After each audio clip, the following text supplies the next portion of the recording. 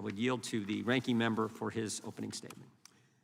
Thank you, Mr. Chairman. Mr. Chairman, before I start, I'd like to take a moment and express my sincerest condolences to all of our witnesses who have lost loved ones and to all of their families. I cannot imagine how difficult this loss has been for you, and I appreciate you being here to share their stories. May their memories be a blessing. Unfortunately, instead of working in a bipartisan fashion to find meaningful solutions to our broken immigration system, we are sitting in yet one more partisan hearing designed to divide us and to score political points before an election.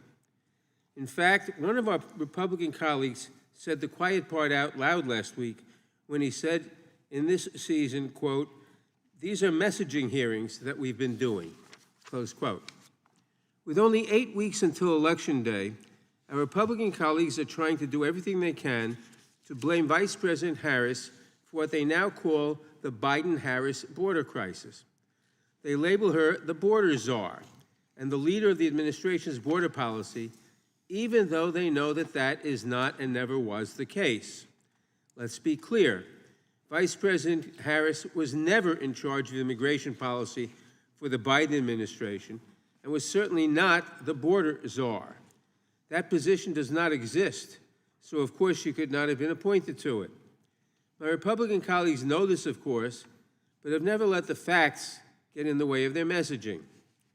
The truth is that President Biden directed Vice President Harris to address the root causes of migration from Mexico and the Northern Triangle. In that role, she generated over $5 billion in public and private investments aimed at creating economic opportunities in Guatemala, El Salvador, and Honduras.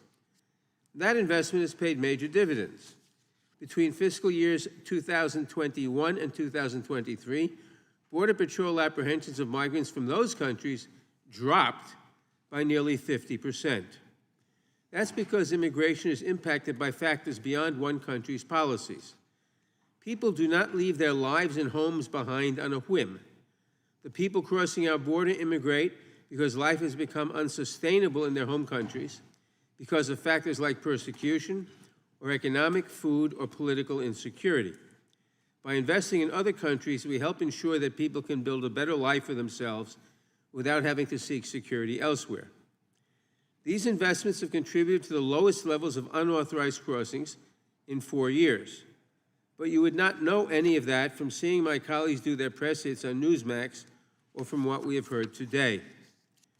During today's hearings, we are going to hear from family members who have lost a loved one from fentanyl poisoning or as a result of a crime committed by someone who entered the country over the last 4 years. There is a verse in the Torah that hangs in my office, Tzedek, Tzedek, Tirdof, justice, justice shalt thou pursue.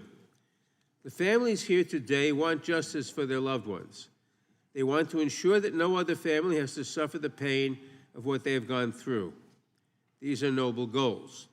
The heinous crimes these families have suffered should be universally condemned. The perpetrators should be prosecuted to the fullest extent of our laws, and then they should be removed from the country. But this is not a story that began 4 years ago. Tragically, the same story could be told of any president. Former President Trump's administration released undocumented immigrants who went on to commit crimes. Now, do I blame President Trump for those crimes? Of course not. He has his own crimes to worry about. And as I have said all Congress, no president has ever had the resources to detain every individual who crosses the border without authorization. Our immigration system is broken, and it will take a substantial bipartisan effort to fix it. We need more judges and asylum officers so migrants can have their asylum cases heard in a matter of weeks, not years, so we can stop so-called catch and release. We need to expand lawful pathways for migration, as the Biden-Harris administration has been trying to do, so people can come to the United States after they are vetted in an orderly and safe manner. And we need to look at immigration in a holistic manner to see the benefits that immigrants bring to this country and not focus only on the negatives. Immigrants' contributions have helped ensure that we came out of the pandemic stronger than any other advanced economy. The nonpartisan Congressional Budget Office found that recent immigrants will cut the deficit by $900 billion and add revenues of $1.2 trillion over the next decade. Immigrants make essential contributions to our society, our economy, and our character as a country. And they do so despite an immigration system that has been profoundly broken for decades. But all Congress, my Republican colleagues, have shown they do not have an interest in fixing the system so that we may take advantage of the remarkable contributions that immigrants make to our country while keeping out those who would do us harm. Instead, they would rather blame Democrats and push unworkable solutions. Republicans spent a year saying that their dream bill, H.R. 2, is the only way to secure the border, even though they know that it cannot become law, having failed twice to pass the Senate, receiving just 32 votes earlier this Congress. In the Senate, I would note, with 49 Republicans. Then they insisted that the price of helping protect Ukraine against Russian aggression was enacting harsh border enforcement legislation. Senate Republicans even managed to find bipartisan support for a border bill in the Senate, a bill that Minority Leader McConnell called the toughest border bill in 30 years. But Republicans could not take yes for an answer. Donald Trump said that he did not want to do anything that might help at the border in an election year because he wants immigration as a campaign issue. Other Republicans said it out loud too, saying they don't want to, quote, do too damn much to help a Democrat, close quote. Republicans showed clearly what Democrats have been saying over and over again, that they don't want to do anything that would help address our immigration system. They clearly have given up. They just want to demagogue. I wish that was not the case.